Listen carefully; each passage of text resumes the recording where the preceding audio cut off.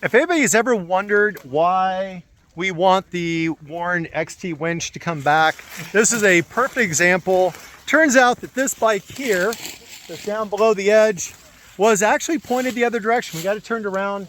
There's virtually no traction here, and when a bike is this heavy, well, it's not going to go up very easy. So we got Paul up there with his winch and trying to get that set up so we can pull this bike up over the edge.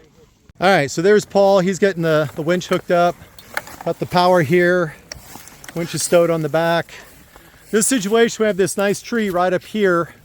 That one's going to allow us to anchor to it. He won't use the bike, he'll use the tree. To give a better perspective, there's our bike down below. I think we're about, what, 20 feet?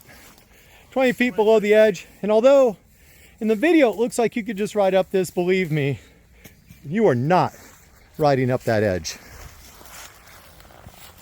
Step one, anytime you get in a situation like this, is really taking the time to figure out what you need to do. The first thing we did is we walked all the way down to the beach, the shore there, looked as maybe we can push the bike all the way down and then ride out on one side or the other. There's a whole mess of logs laying across that. That's just not going to happen. We also looked over here behind me where you see there's those trees. It looks kind of parallel. We thought maybe even with all the mush and all the trees or the leaves, we might be able to ride across that. But the farther we go, the harder it gets, the steeper it is. So virtually no traction.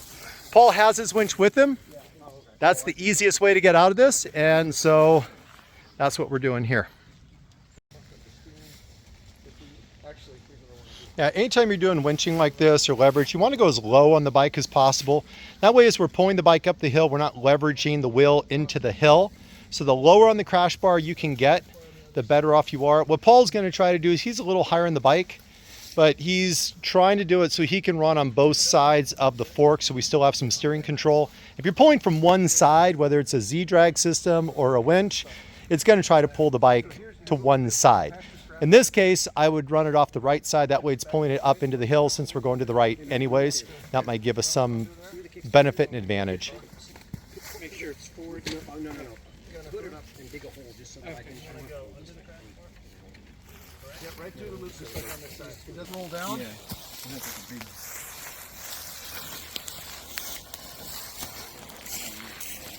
You're running off of, The Shirai.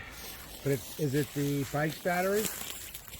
Huh? Is it an external battery or the bike battery? The bike battery.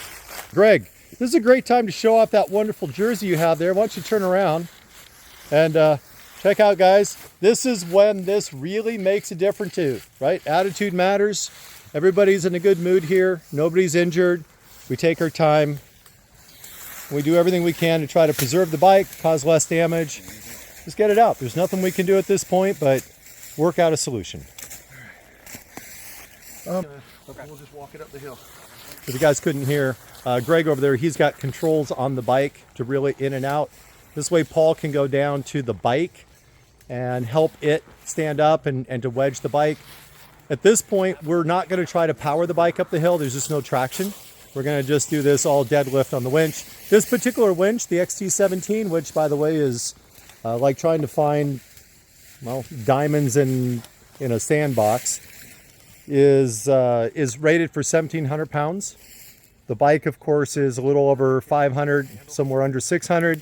But with all the pulling uphill and the angles, it definitely increases the load. It's not just like dead weighting the bike.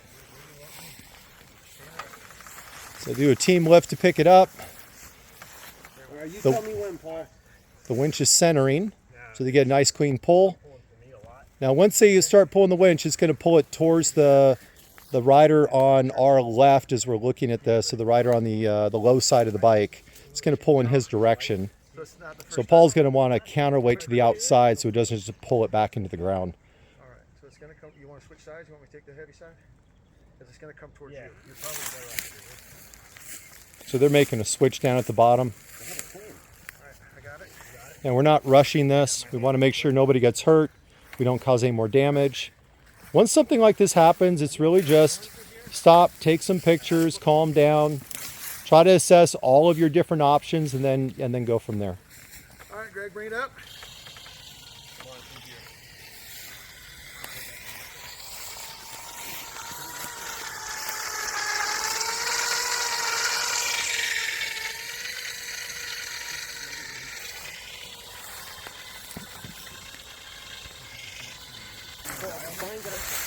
shining on the tire. Yeah, this angle over here gives you a much better idea of exactly how steep this hill really is.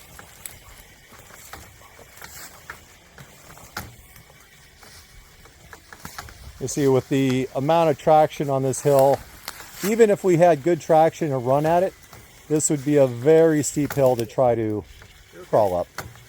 We'll keep popping.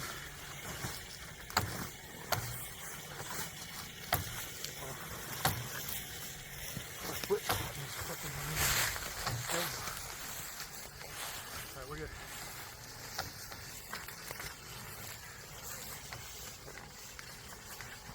Now, one of the guys carries a Z-drag system with him. It's just a rope and pulley 3-to-1 system, but even with the 3-to-1 on this would be a very, very difficult lift, even with all of us here as riders. With the winch, we could have done this with 2 riders, one to help winch it up, one to balance the bike. If you were solo, you could certainly do a self-recovery. If that bike was at the bottom and winch equipped, you'd run the winch up to the tree, and then you would just power it up. So this is potentially a single rider recovery in that situation. Instead of having a bunch of people on the bike pushing while he's trying to balance it and we're fucking it up because we're thinking we got it in balance and messing up his balance, what these soft ties allow us to do is get up here. To get out of it.